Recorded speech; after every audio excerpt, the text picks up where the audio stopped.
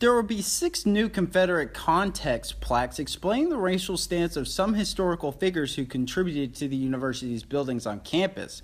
Chancellor Advisory Committee member Ann Twitty says that these additions are necessary for moving forward with racial conversations. You know, I hope that this is part of an ongoing conversation. Every generation has to contextualize buildings and spaces for themselves.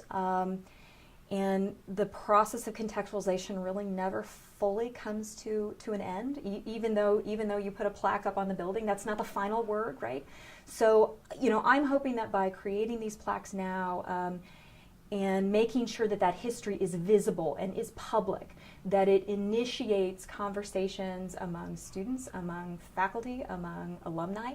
Contextualization volunteer Brittany Brown says that this is the step in the right direction for the university in regards to remembering history.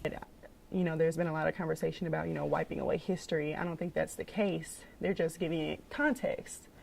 And I think that's important because they're just trying to play a middle ground. Other Ivy Leagues, I think Harvard, you know, is doing the same thing, and we like to call ourselves the Harvard of the South. So if we're going to do that, you know, of course it's a joke, but I just think it's important to recognize that, and I'm glad that the university is doing so. I'm here at the Gertrude Ford Center where the contextualization unveiling will be tomorrow at 11, where keynote speaker John Neff will be leading it. And at the 6 locations, there will be a columns and committee member explaining more about the individual plaque. Torry Rees, Newswatch Ole Miss.